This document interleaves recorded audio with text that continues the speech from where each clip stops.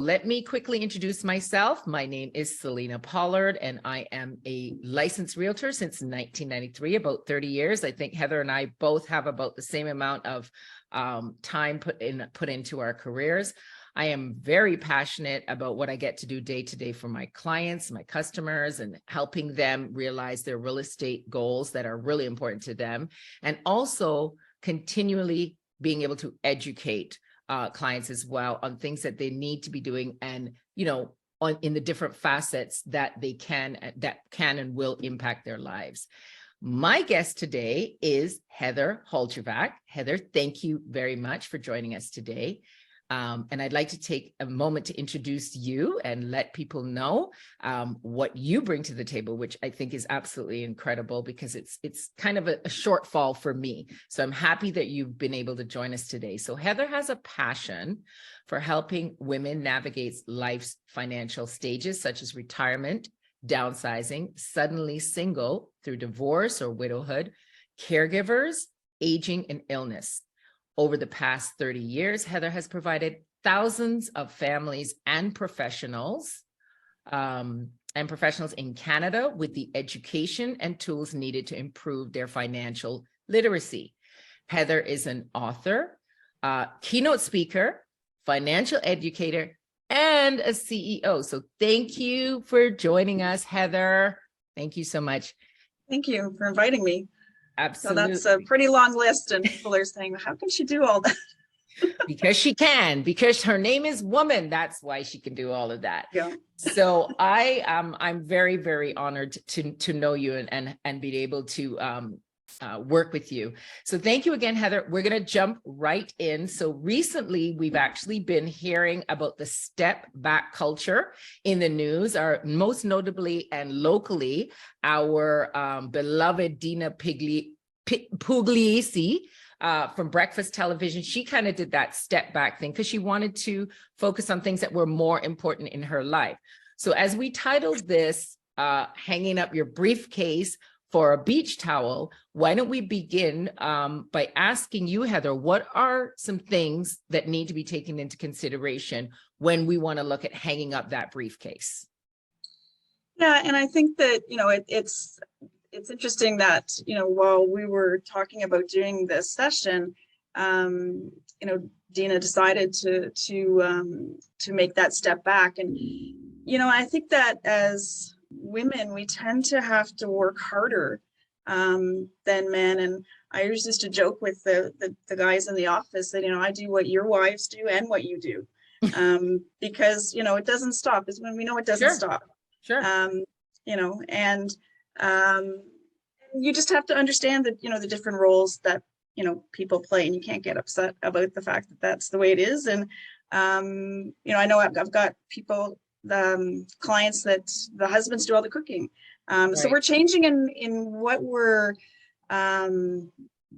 what's important to us. Mm-hmm. And I think the things that you need to consider before you step back is, where you are, Mm-hmm. and in relation to where you want to be as far as your cash flow. I think that people talk a lot about, when you talk to financial people, they talk a lot about, the investments and, RSPs and tax-free and all this, but that really doesn't do anything for us in our day-to-day. Right. And the day-to-day, it's all about cash flow. Okay. How can you maximize the dollar, minimize tax? So it's really just about making sure that you have all your ducks in a row, that Mm-hmm. you know that you can have the same lifestyle today that you want when you're stepping back.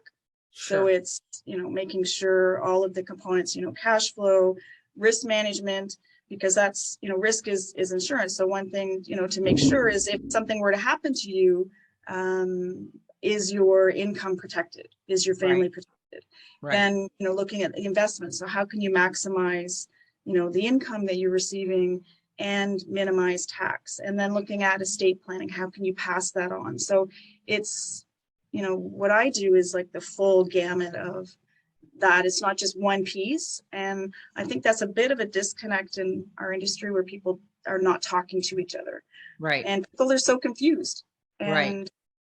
that's why you're saying, like, what do you consider? Well, there's so many things out there to figure out. So it's really just understanding what's important to you and looking at all of those areas and making sure that you're comfortable with your position and the So it's cash a flow that whole, you so have. what I hear you saying, it's a holistic approach. So it can't just be one thing. You've got to look at a number of different components. And then what you're also saying, more importantly, is you have to look more importantly at what your cash flow is on, let's call it a monthly basis, and making sure that that cash flow is allowing you to sustain and maintain the lifestyle that you've been used to, or that you're comfortable living as you move forward. Well, exactly. And you also have to management with risks that you can control and risks that you can't control, because, nobody knew the pandemic was going to happen. So making sure that you have a cashable source that is not going to compromise either your tax position or your overall future planning position. So what would a cashable source mean? When you use that term, what would that look like? What is a cashable source? Well, you really should have at least, and I know it's, it sounds kind of trite to say, but 3 to 6 months of cash available. Okay. So that if you come to a situation, for example, where your investments are declining in value, eventually that they're going to go back up. That's just the way, the market works. There's always cycles. Right. Mm-hmm. So it's just having that cash available, but also having streams of income that are not going to change. So looking at annuities and, things like that, looking at, there's things like cash value life insurance where you can take advantage of that, or just having things in GICs. And I know that's not, people want to make a lot of money, but sometimes that GIC is that consistent return that you don't have to worry that it's going to be compromised with market changes. So you're minimizing your risk when you're, obviously GIC is one of those that are pretty well, you don't have to worry about that as much. Right. Gotcha. Okay. So that makes sense. So again, just rounding off that question, it's a really holistic approach. And so let's move into this. What are 3 options?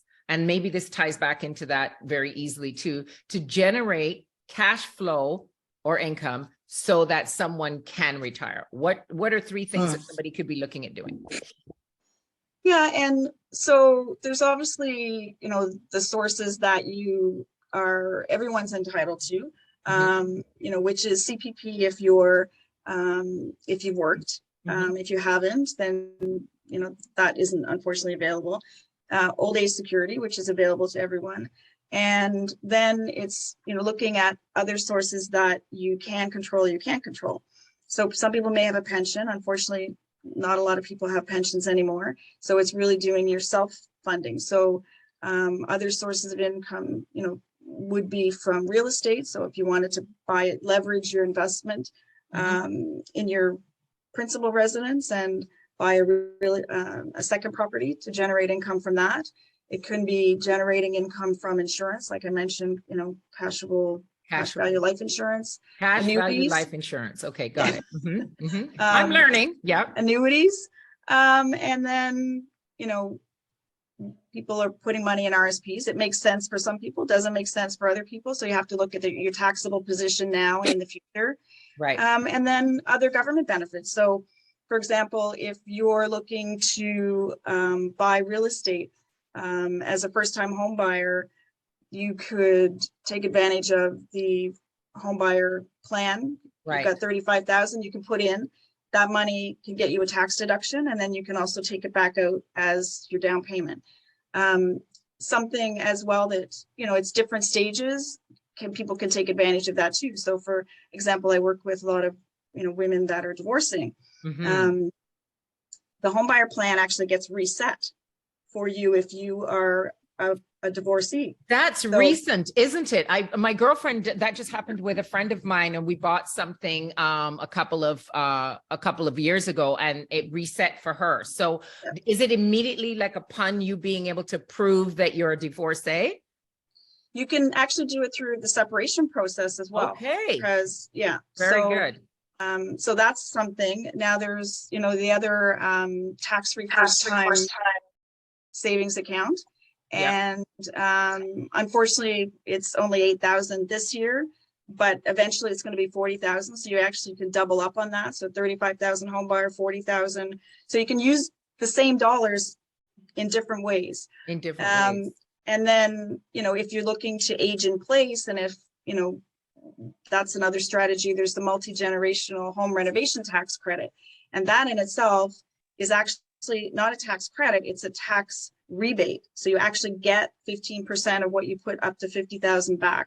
Wow. So there's all kinds of ways to generate cash through government programs too. Right. That people don't know about, but it's really just looking at, and another source is multifamily income splitting. So if you have grandparents that want to give kids, adult children money rather than wait till they pass away, as long as it works into their overall plan, they can also gift that home buyer monies, 35,000, so that person can then, at a 20% or 30% tax bracket, it's an extra $7,000. So you can turn that 35 into, 42. So, right. So it's really about understanding the strategies and what works for you, and then going back to what kind of cash flow do you need, and then putting those strategies in place that work best for you. Right. So you said a lot right there. And so to the listeners right now, I would say that if you wanted to chat with Heather and have her break that down, that's a separate conversation, and we can get to that at an end. But you just sounded, I think you just at least told us about 4 different things that we can look at, and it's included not just what the government is able to offer, but also sort of the tax strategies, getting monies back, using RSPs, using first-time home buyers, multi-generational. So there's a number of things that we can do. And there were a few things that you mentioned that obviously you can tap into, when you actually retire, like your pension, like 65 or whatever. What could somebody name, maybe 2 things that somebody can start doing at maybe the age of 55 to sort of set themselves up with like a 10-year plan? Yeah, and that's actually pretty common because, as we go through life, initially we're thinking about, working, in our 20s and 30s, and then we meet someone potentially, and then we have, a family, we're looking at buying a property. So, there's different focuses at different areas, but what you have to remember is that the earlier you start, the better. Yeah. So just a quick, analogy there. I don't know if you've ever heard of the penny analogy. So in compounding. So if you have a penny and you offer someone a penny to compound daily for 31 days versus giving them $5 million, what do you think actually would give you more value? And the funny thing is, the answer is the penny that compounds for 31, it ends up being over $10 million as opposed to 5 million. So the power of compounding, it still is available, at age, 55, but there's different strategies, because to try and accumulate enough money, just putting money into an RSP from, 55 to 65 is not going to generate probably the same kind of income as potentially leveraging your property to do, to buy a second property, or to help your kids, adult children buy a property. So again, it goes back to what your risk tolerance is and what works for you. But, it's again, looking at forecasting the the income you want at 65. Yes. And figuring out what you have today and bridging that gap, and then using either you can borrow money to invest. It's not as attractive today because of where interest rates are, but you could still make that work. And there's things like RSP contributions, which can accelerate your tax return, and then you can reinvest that. And insurance, so that's another way to build up cash value. So it really, again, depends on your situation. Yeah. But there's always a strategy to, Yeah. that'll work for you. That makes sense. Tell me what age or stage, but I think we just kind of covered that. Should someone look to consult with you, and tell us a little bit about your process, Heather? Yeah, and I think it's, today is always the best day to start. Right? That's what they say about real estate too, right? The best day to buy real estate was yesterday. Yeah. Yeah. But you know what? There's always opportunity, because whenever you think, oh, it's, it'll never work for me, things still can work for you depending on where you are. I've got my most recent clients, one was 26 and the other was 75. And we both worked with them to get strategies. So for the individual that was 26, we figured out a plan that helped him get some cash flow from his parents. We used the home buyer plan, and we accelerated his income that way. And he went from living in his parents' basement to now looking at buying his second property. Wow. Very good. And it's about strategy, but it's also about discipline. So it has to be something that you're willing to want to do, and potentially making a few sacrifices to make it happen. Because you always, look at, if you're spending today more than you're making, you're actually borrowing from your future self. So you just have to, make sure that the strategies today more than you're making, you're borrowing from your future self. Coin that. Yeah. I mean, that's one of those hit home moments, right?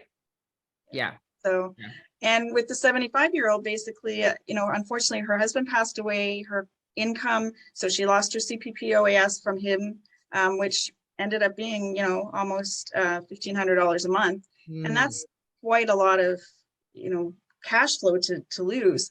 Sure. So she didn't want to move from her home. She still wanted her, the lifestyle she was having now.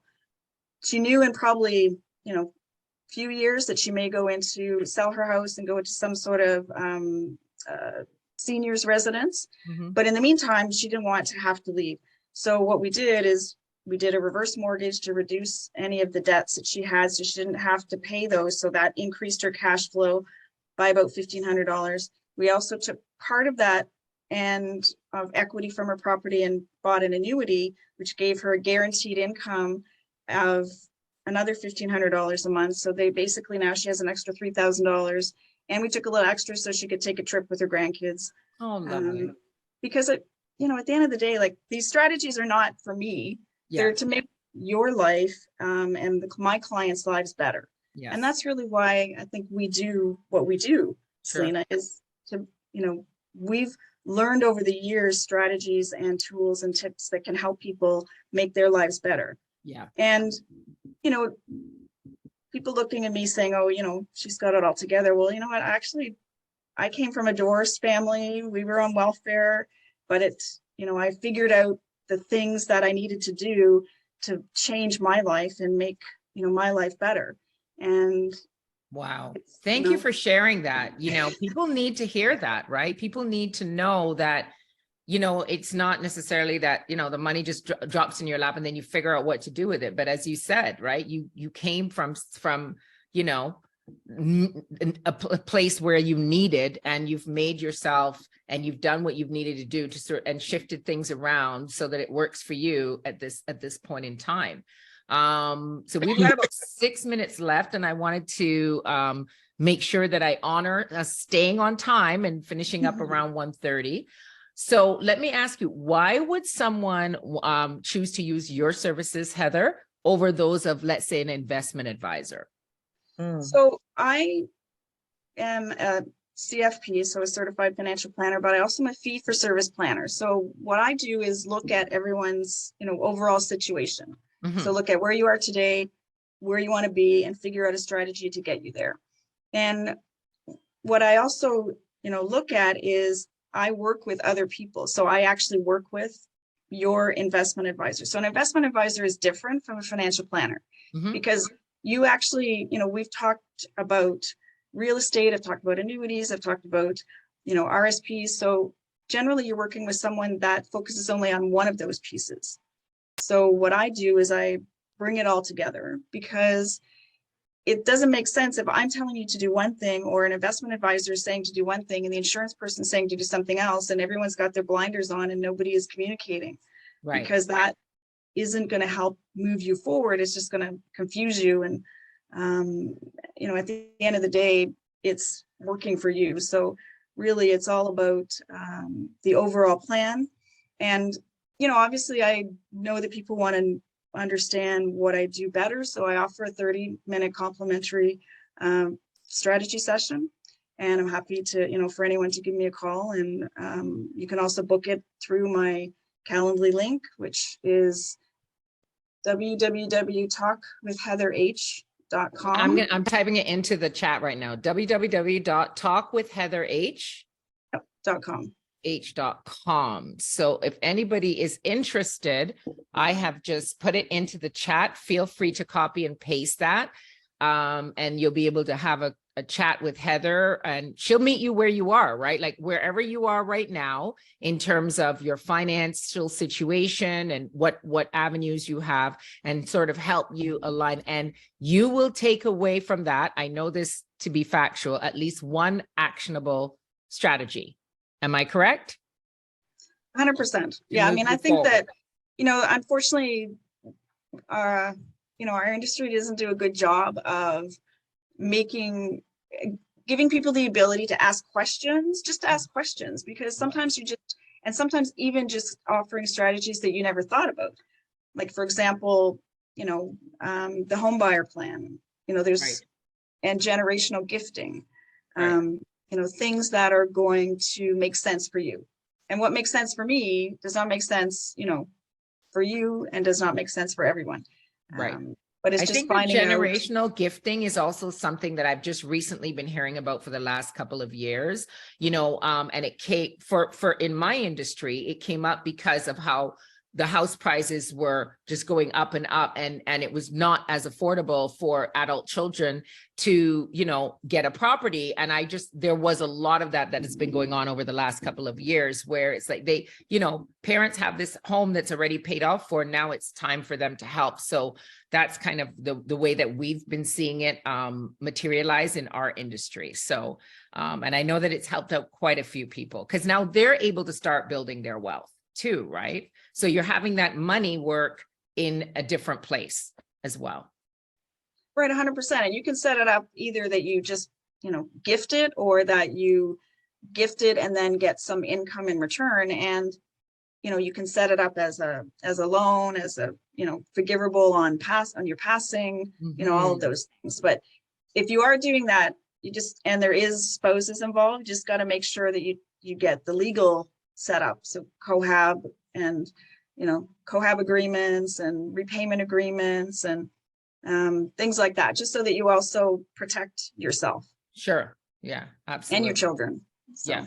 Yeah, no, that's great. And I know that you're an all-rounder, like you're holistic. You've been doing this for 30 years. So, you know, the one thing we can say about professionals who have been in the business for a very long time, there's so much more vast knowledge that you would have about so many things. So thank you very much for joining us today, Heather. I noticed that there's a few people who have jumped on this live a little later. I will let you know that it's going to be available for replay.